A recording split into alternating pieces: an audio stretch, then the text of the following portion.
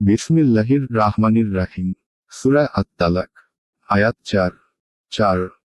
তোমাদের যে সব স্ত্রীর ঋতুমতী হওয়ার আশা নেই তাদের ইদ্দাত সম্পর্কে তোমরা সন্দেহ করলে তাদের ইদ্দাতকাল হবে 3 মাস এবং যাদের এখনো রজস্বালা হয়নি তাদেরও। এবং গর্ভবতী নারীদের ইদ্দাতকাল সন্তান প্রসব পর্যন্ত। আল্লাহকে যে ভয় করে আল্লাহ তার সমস্যার সমাধান সহজ করে দিবেন। আয়াতের তাফসীর। তোমাদের যেসব স্ত্রীদের মাসিক হবার আশা নেই তাদের ইদ্যত সম্পর্কে তোমরা সন্দেহ করলে তাদের ইদ্যতকাল হবে 3 মাস এবং যাদের এখনো মাসিক হয়নি তাদেরও।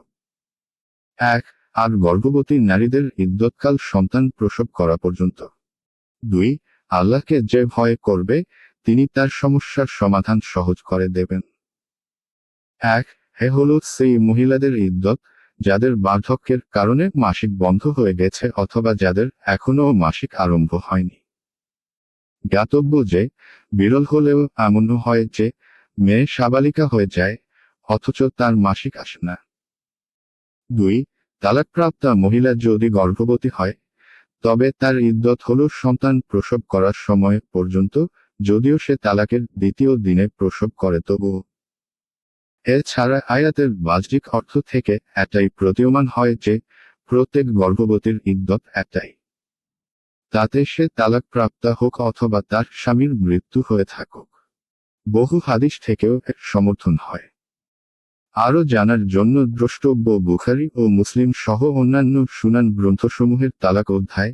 গর্ভবতী ছাড়া অন্যান্য যে মহিলাদের স্বামী মৃত্যুবরণ করবে তাদের ইদ্যত হল 4 মাস 10 দিন। সূরা বাকারাহ 234 নং আয়াত। আয়াত 5। এটা আল্লাহর বিধান যা তিনি তোমাদের প্রতি অবতীর্ণ করেছেন। আল্লাহকে যে ভয় করে তিনি তার পাপ মোচন করবেন এবং তাকে দিবেন মহা পুরস্কার। আয়াতের তাফসীর। এটা আল্লাহর বিধান যা তিনি তোমাদের প্রতি অবতীর্ণ করেছেন।